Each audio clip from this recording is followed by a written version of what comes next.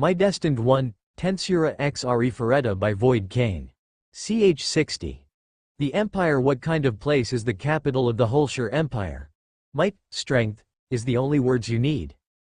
If you investigate, you'll find the buildings are without affection and are practically placed in a row. Are the streets readjustments of town lots? Is there anything delicious? There are entrances continuing to the back alley in disorder with big and small things here and there. The atmosphere as well, there is tension strained everywhere, like as if there was recently a disaster. Even storekeepers who have opened a street stall serves people far from the idea of a customer. However, it was dark and stagnated but never became too much. They were lively with freedom of doing whatever they wanted to do. They had the freedom to do whatever they wanted. Their only responsibility were to themselves. This was the creed of the citizens of the imperial capital. The Holshire Empire is a new country that an active group of mercenary in a previous great war established, a military nation to which strength speaks for everything. Many of the citizens of the empire are no stranger to fights, to the point that it's almost an illness. There's a huge arena of a colossal size, the kind where there are events done many times throughout the year, although it's not as big as the arena back in Tempest. Oi, you, Doga, Goop. It was Hajime and Rimuru who entered the imperial capital. Naturally, Hajime and Rimuru was leading around beautiful girls, so it was understandable. This process has been repeating many times. Before they were done talking, they were already kissing the ground. Just now a man with weapons came by and was knocked down while talking, and the force caused him to do a triple axel as he fell to the ground. However, the people do not seem to think much about it. This level of fighting might be an everyday experience for them. Though I heard about it already. After all, the empire is unpleasant, desu, said by Shay. Yes, I feel that way as well. In a sense, it's good that we weren't summoned in this place. Well, this is a military nation. Far from firepower being minimal, even the residents, there are many who have combat experience. The bad atmosphere is natural. The fighting is natural. Wanting to live is everyone's desire, mistress, said by Rimuru while looking around the place. Apparently, Shay didn't like the imperial capital. Though Yu, Sakura and Akame are silent, they also nods in agreement. After all, this country isn't liked by women. Especially for Shia. The things she sees breaks her heart one at a time, while Chloe and Seal didn't actually care about the city itself. Shia, don't look so much. There's no helping them even if you see. Hajime spoke to Shia. Yes, that's right, followed by Rimuru. Should we just destroy this kingdom? Said by Seal. Wow, hold on the Seal-san, we didn't came here to spread distractions. I know, I'm only joking. While Rimuru and Seal are talking, all that Shia sees are slaves of the demi-human species. The slaves are being bought and sold actively. The empire allows the use of slaves, so business is very prosperous. There are children of the demi-human species turning their gaze to Shia as they were put in their cages with price tags on them. Shia's expression is clouded. I cannot permit it. Though we're all living, the slaves. Kuki, who was walking behind Hajime and Rimuru, was grinding his teeth. He seemed like he would charge right in if left alone. The influence of the church is strong. Even the Hairhide Kingdom has a strong sense of discrimination against demi-humans. The matter of keeping demi-humans as slaves tend to be evaded, because there was no chance of Kuki and them seeing how demi-humans were treated in the castle. Therefore, there might have been extra shock to their minds. However, it would be bad if he actually charges at them. Hajime promised in his heart that he would pretend to not know him immediately if such an event happened, while Rimuru is ready to stop Kuki if he even tried to. Though, we don't have to worry because we have a reliable person here. The man of the world, Shizuku, is here, so we don't have to be worried at all. Now, Kuki is getting fired up while being lectured about this and that. Ryotaro, the muscle for brains, fuels it. Suzu casually holds them down. In a sense, they make a good team. Though the team seems to fail quickly if not for the women. That's right, wasn't Shizuku proposed to by the emperor? Said by Suzu. Huh? Rimuru give an irritated look on that statement. That's right, there was that too. Shizuku frowns as she remembers something she didn't want to. Seal looks at Shizuku and lets out a sound, who, with a slight smirk. Shizuku frowned more at the glance. Kuki has a bitter expression nearby. Apparently, not only the country but also the emperor seemed to be dislikable. About that, Nagumo-kun, Rimuru-kun, Where exactly are we going? Shizuku, dodging the women who seemed to want to hear the details at any moment, the talk was redirected to Hajime and Rimuru. The Adventurer Guild first of all. If the gold rank is used, most information can be found through questioning, Hajime said. The group them headed toward the adventures of course. Rimuru don't think that the information on Rive and Sol can be found at the Adventurers Guild. However, there might be the case of an event or rumor related to it. While the group are walking towards the Adventurers Guild, Hajime noticed that Shay is anxious. Hey Shay, don't worry about them, we'll find them and return them. Hajime spoke to Shay while grabbing Shay's hand. Thank you Hajime-san, Shay said. Don't forget about us, we will also help, Chole said. You can count on us Shay, Yu said. Everyone thank you, Shay said to them. After we rescue the two, should we turn this whole place to ash? Rimuru said while smiling. You're joking right Rimuru? Asked by Shizuku. Who knows? Rimuru said and just keeps on walking. Was Rimuru's joke not really a joke? Though Shizuku succumbed while her cheek cramped up, she began to panic because Kaori seemed to be sad and shook her head.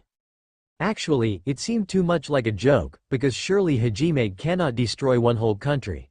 But if it's Rimuru, he can obliterate the entire capital with just one attack. While Rimuru and Hajime's group walked on the main street towards the Adventurers Guild while joking about a joke that actually wasn't, the state of the town began to change.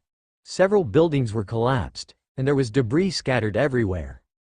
On the way, according to what they heard through their ears, the demon being managed in the Colosseum for a duel suddenly mutated and became a strong and huge demon which has never been seen before, and it raged about. Suddenly the huge demon appeared at the center of the city. It seemed to be 30 meters in length. The Empire reacted afterwards and confronted it. Finally, the demon race seems to take advantage and approached the Emperor with a dash. While managing the demon by going to the front personally, the Emperor was able to repel the demon race somehow. The compensation was large no matter how you looked at the state of the town. It started at the Colosseum, which meant that it collapsed radially. At the miserable sight, many demi-human slaves were barefoot and brought out to remove the debris in great number. Because of the collapse on the other side, there were watchmen surveying the intense place. Though Hajime and Rimuru needs to get to the Adventure Guild, due to nature, they watched. It reminded them of how the pyramids were constructed in ancient Egypt, the state of having to carry debris with a gloomy expression while under severe monitoring and abuse from the armed Empire soldiers, which put a finished setting to the word misery. The side effects of the damages in the imperial capital seems to affect the demi-humans more than anyone else. Even though demi-humans are known for their physical powers, if one is overworked they'll definitely fall down and then someone will appear and beat them until they get back up. If they don't get back up, the Empire would simply attack the Sea of Trees to gain more supply of slaves because they don't see demi-humans as people. Or, the sense of values that strength reigns supreme and only the weak are excluded. The purpose of a Rutena being transported to another city is also to replace previous slaves. Just then, a boy around 10 years old with dog ears and tail tripped on some debris and fell down loudly. All the debris contained in his cart also fell out. The dog-eared boy was crouching down, enduring the pain of his foot. The Empire soldiers of the watch had a dangerous look. He began to approach with a club in hand. It's obvious what he plans on doing. And, the ally of justice couldn't remain silent about something about to happen right in front of him. Oi, stop. Kuki tries to run out while raising a loud voice to stop the Empire soldier. However, he was stopped by the event that happened in the next moment. Pashu, at the same time as the subtle sound was heard through the air, the Empire soldier toppled down like a brick and dove onto the debris. Gosha. An indescribably miserable sound was heard. The Empire soldier who was approaching the dog-ear boy didn't move an inch. Apparently he fainted somehow. Afterwards, the Empire soldier's co-worker came rushing in a hurry. After seeing his condition, he shook his head with animazed expression and carried him away somewhere, leaving behind the Inumimi, dog-ear, boy. The Inumimi boy just looked with a blank, surprised expression for a while as he didn't understand what just happened. He then quickly rakes up all the fallen debris that fell out and resumed his job as if nothing happened. Kuki, who was going to begin running, was stunned and baffled. Then, Hajime's voice ranged out. Though I don't care if you thrust your neck into something troublesome, At least prevent it from troubling us. N. Was that you just now, Nagumo? Hajime shrugs his shoulder towards Kuki's question. Actually, the Empire soldier stumbled and fell because of the needle that was shot out from his artificial arm. Apart from having been helped earlier by Hajime, Kuki frowned at the word troublesome. Apparently, Hajime seemed to flip on his justice switch. What is troublesome? Is it bad to help? Even you helped me. If anything, stopping you from making a scene is the correct choice. If you went and stopped him, more Empire soldiers would have shown up and it would have become a riot. We came here to look for a person. Not to cause extra commotion, Hajime said to Kuki. Kuki, can you not cause an unnecessary uproar? If you're going to cause one, at least do it away from us so it won't be a nuisance, Rimuru said to Kuki. Rimuru giving an indifferent answer while waving his hand. Kuki heats up and sends their purpose of finding Shia's brethren into the corner of his mind. He began to appeal for the sense of values of his ethics and justice. You, as you're watching the demi-humans, do you think of it as nothing at all? Look, now, at this time, they are suffering. Rimuru knew that he has a point. He can't stand looking at the mistreatment of the Empire toward the demi-human, but Rimuru also knew that if Kuki intervene it will only make things difficult for everyone, and this problem of mistreatment can't be fixed in only a day. While Rimuru is walking, Kuki continued to speak his nonsense. Hey Yagashi, quickly do something about this fool who's lost sight of our purpose. I'm leaving it in your care. Same here, Shizuku-chan, please take care of him for us. For Rimuru, as long as everyone spatial to him is safe, nothing matters for him, but if they are treated or hurt, he promised that they will suffer his wrath. Hajime also, Mayu was helped before. If a child suffers in front of his presence, he feels nothing at all. Be an adult. Do something about it yourself, think what you want. However, even after the original purpose was said, Rimuru and Hajime can't work on the emancipation of slaves. So Rimuru and Hajime left it to Shizuku because it's troublesome to play with Kuki. Shizuku, though a sigh was let out. Ahead of that, Kuki raised his voice in anger. Apparently, he seems to not like that Hajime and Rimuru had relied on Shizuku for this incident. Shizuku has nothing to do with this, right now. I am talking to both of you. Hajime, you value Shia, so why are you deserting these demi-humans? As Kuki's voice became loud, people in the surroundings began to pay attention. Some of the remote Empire soldiers and watchdogs began to glance towards the group frequently. Ah, here we go, Rimuru said to himself. Hajime didn't want to stir up any more unnecessary trouble with the authorities. Therefore, he rolled his eyes abruptly towards Kuki. Amanogawa. I'll say it one more time for you who has bad memory. Alright? I don't want to hear your repetitious complaining, and I don't plan on having a debate on ethics or sense of justice. I don't recognize you as companions, so I don't intend to get along with you. After all, you asked for permission, and followed along. Therefore, don't rush in by yourself. It's unsightful. If you make too much noise, should I crush your limbs and send you back to the kingdom? I said it a while ago, but I don't intend to interfere with you either. Therefore, while you're still in range, don't do anything that will trouble us. We came here to look for Rive and Saul. There is no time to be distracted on other things. And Shia is more important than other demi-humans to me. Hajime turned away from Kuki's glare, as if uninterested, while Rimuru and the other girls just stayed silent and walks away. Slavery, it's completely natural in this world.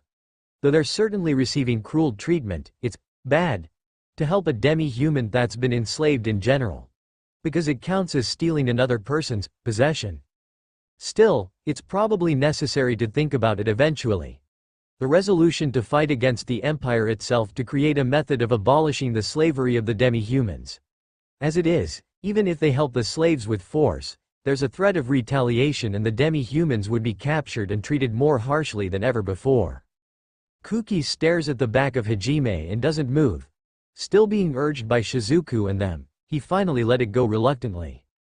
Kuki, though he's accompanying Hajime with permission, if what Hajime and Rimuru said about gods were true and others as strong as Nointo, white-haired angel that Kaori is currently using as her body, will be appearing more often, then he has to obey, because it would be too difficult to obtain power otherwise.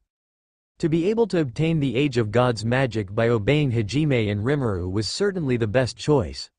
Therefore, he held back the ill feelings in his chest and became silent. With the delicate atmosphere, only Kuki's group, they reached the Adventurers Guild at last. There are tables put in the large space for miscellaneous things, and 2 counters. One counter for the procedures and receptionist, who is also a woman, while the other counter was a bar. There are fellows drinking in the daytime here and there. If there wasn't, they felt like Tsukomi-ing to help with its revival. When the 2 brothers set foot inside, due to their familiar encounters both understood. In other words, vulgar glances would be placed on Chole, Yu and the others. Therefore, Hajime while moving towards the counter used pressure, while Rimuru unleashed a little bit of his Demon Lord's haki as soon as they stepped in. As expected of a military nation, even as they drank there was no one who fainted, they began to expose caution and sobered up altogether. The receptionist at the counter, there's no radiance from her as seen in the other towns, only looking down on the 2 brothers with an expression of no motivation. The 2 get the feeling that they should state my business quickly. I want information. Recently, was there any demi-humans which had been captured here in the imperial capital a few days ago? Hajime asked. To Hajime's question, the receptionist gives Hajime a suspicious look. This is because the content of the question was strange. The receptionist just pointed towards the bar counter, whether it's a regular system or it became too troublesome to deal with. Such information can be heard there, the receptionist answer. As Rimuru looks towards the counter followed by Hajime, the 2 sees the figure of a man past middle age, polishing glass. Apparently the bar also counted as a place for information gathering. The receptionist returned to doing what she was before, as if declaring that her work is done. Rimuru shrugs his shoulder and walks towards the bar counter followed by Hajime and the others. There are dangerous glares appearing from the adventurers. Kuki and Ryotaro also react and glare back. Suzu seemed to be weak in these cases and shrinks back behind Shizuku. Holding the hem of Shizuku's clothes, she looked cute for a moment. Rimuru goes up to the counter and asks the same question as Hajime asked to the receptionist to the bartender. However, the other party just kept polishing glass while disregarding it. Hajime's eyes narrowed and Rimuru had some annoyed look. Then, this here is a bar, not a place for children to come and play around. I don't plan on having anything to do with people who can't drink. Leave quickly. So he's looking for a drinking master, then I'll give him a drinking master, Rimuru said to himself. He's still just polishing glass to make it shiny, but he values his reputation. If you come here, and the liquor is drunk in great loads, he'll definitely be delighted. Rimuru places money on the counter. Hajime followed to place a money on the counter within poker face while secretly being happy about being able to taste a fantasy game hero's feelings. From the darkness in the corner of his mind, a mini Hajime asked, "You called?" peeping out. "That's true. Master, I ask for the strongest and worst quality liquor you have in this shop," Rimuru said. "If you vomit, I'll kick you out. Don't worry about us, master," Hajime said. The master, the moment Rimuru and Hajime ordered, reluctantly pulled out a bottle from the shelf behind him and his eyebrow twitched slightly as he placed it on the counter with a paikui sound. Adventurers were all staring at the 2 because they felt cautious that the 2 wasn't just a kids, they understood due to the pressure that the 2 released. Hajime and Rimuru picks up the bottle and abruptly cuts the tip off with his fingertips. The action itself was fluid and people who understood held their breath. Even the master's eyes were widening a little. A strong alcoholic smell drifts from the bottle as soon as it was open. Shia and Kaori along with Chloe and the other who was by their side instinctively covered their nose due to the fumes. Kuki and them also backs away while groaning, "You. Hey, Nagumo-kun? Rimuru-kun? So, do you have to drink that? Shouldn't you stop?" "Yes, that's right. Both of you will absolutely vomit." Suzu already seems to want to vomit. "In the first place, Rimuru, Hajime, let's have it be a better liquor if you both are going to drink it anyways." It's as Kaori says, "Rimuru, Hajime. Why did both purposely ask for that one?" Shizuku and them relay their complaints without restraint. Yu by his side pulls the hem of Hajime's clothes while frowning from the smell of the liquor while Sakura backs away a little along with Akame. Seal and Chole didn't actually mind the smell of the alcohol. "No, it's bad manners to not taste liquor that's open. Are you looking down on the liquor?" Hajime replies as they're worrying. His right besides I want to taste a liquor form the empire. Rimuru said while smiling. A smile slightly appeared on the mouth of the master from the joke of Rimuru, and Hajime thought. The two got the master to smile. There must not be a lot of adventurers who respect the taste of liquor very often. Ah, Kaori and the rest let out a voice as the two began drinking the liquor with horrible smell. Rather than pouring it into a cup, the two is drinking it directly. Hajime's mind seems to be calm but deep within. See, I am a drinking master, I've definitely lived up to your expectations. As the mini Hajime explains in the mind, his left arm begins to ache. While Rimuru didn't actually taste anything special about it. Well, that's disappointing, Rimuru said to himself. Alcohol don't really affect him that much, since even if all of Rimuru's resistance had been low, alcohol will not affect him due to his poison resistance that is always active. But if Rimuru try his best, he might feel the effects of alcohol on him. Only the sound of Gokyu, Gokyu was heard echoing within the store from the throat of the two. And, in no time at all, the whole bottle was drunk up in one go. An empty bottle was held into their hand. When they puts it on the counter, the master looked at the two while having a smile on his lips. Rimuru's eyes conveyed, any complaints, towards the master. I get it, you're definitely a customer. The master put up both hands and showed will of surrendering while smiling wryly. It's quite bittersweet. Hajime's act with the master to gather information was finished. With that, the two was content with the outcome. By the way, Hajime has a constitution which will never get drunk no matter how much he drinks. The reason is because of poison tolerance. It's similar to Rimuru's poison resistance. Originally, the delicious way of drinking liquor was instilled to him by his father and brother while in Japan. Though it was one of his best memories, it's become impossible for him to get drunk completely because of poison tolerance, so Hajime regretted for a moment. Duh. Is there any information on my question a little while ago? Of course I will pay a suitable value for it, Rimuru asked the master. No, I don't mind the same amount as the drinking money a while ago. You wanted to hear about the hooligans, right? There seems to be some information. Give us the details. Apparently, the master actually had suitable information on the matter. There seemed to have been a huge arrest several days ago. That time there was a group of rabbitmen who tried to escape the Empire soldiers through force. However, it wasn't possible and they were soon completely surrounded by over 100 Empire soldiers. It appears that they were taken to the castle when caught. So there's more that had been captured, huh? Rimuru said to himself. Still, the ability to overturn the common sense of the rabbitman was an excellent topic. Due to the unusualness of the topic, there was actually a lot of information throughout the town. The castle. When Hajime sees Shia by his side muttering, he notices that her complexion has become cloudy. However, the place he was taken makes Rimuru anxious, though there's also demand for more rabbitman. Hajime clenches Shia's hand under the counter in order to reassure her. Yu also does the same for her other hand. Hajime and Yu's feelings were transmitted to Shia. Power returned to her eyes and she nodded. The master looks at Shia's hair color, which is rare for demi-humans.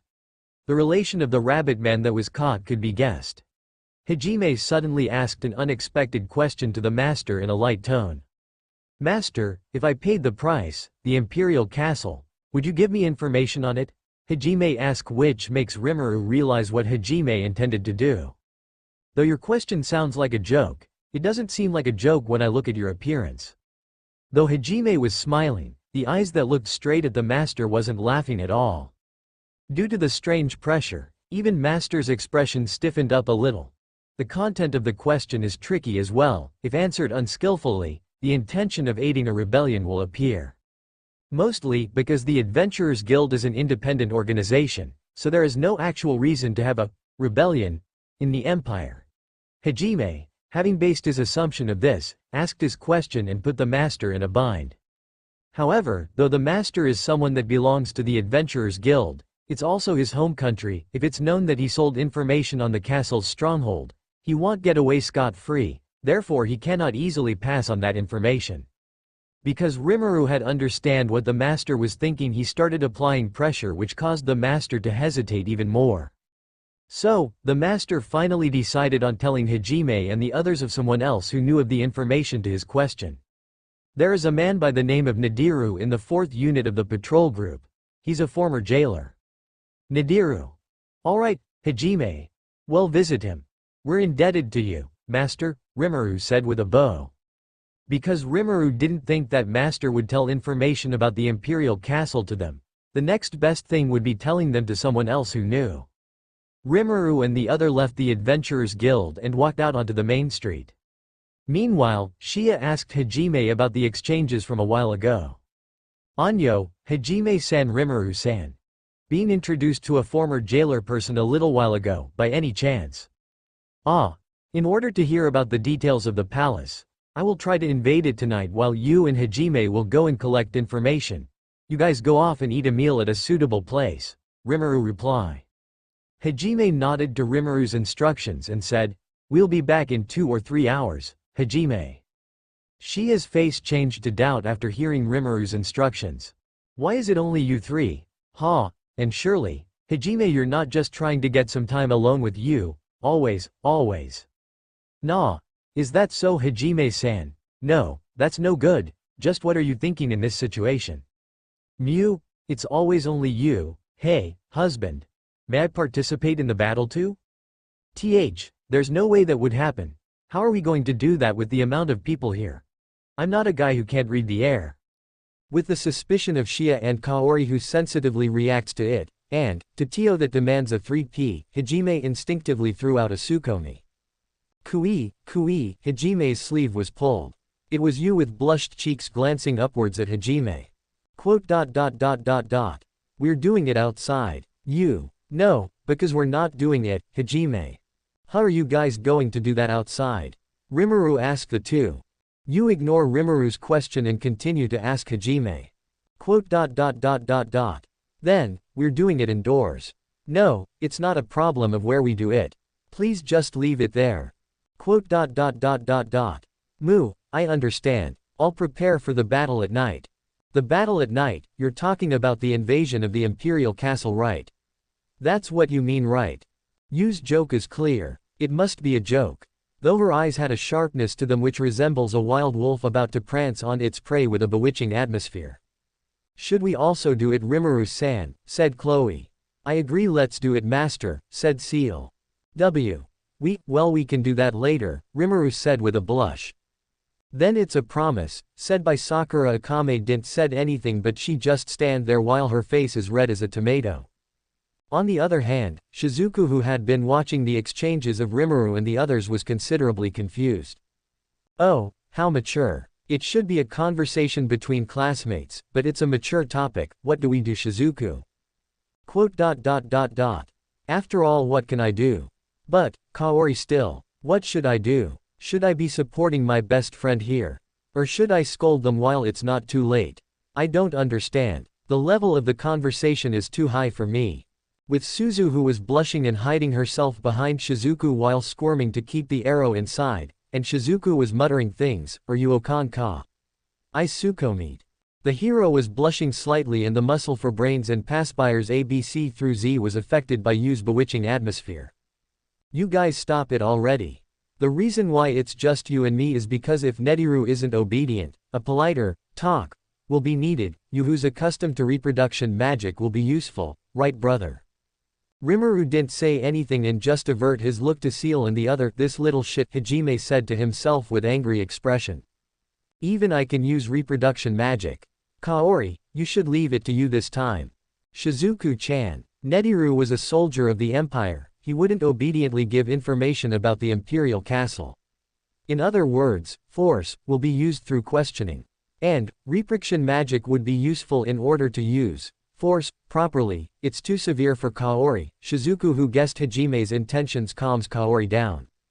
Kaori also, she had guessed Hajime's intentions. Still, she wanted to be with him. She also wanted to be of help to Shia, but because she understands that the soldier will likely not give information unless force was used, she withdrew reluctantly. Every member consented, and while Rimuru, Hajime and Yu started disappearing into the crowd, Shia shouts out. Rimuru-san, Hajime-san, Yu-san. Edo, Sono.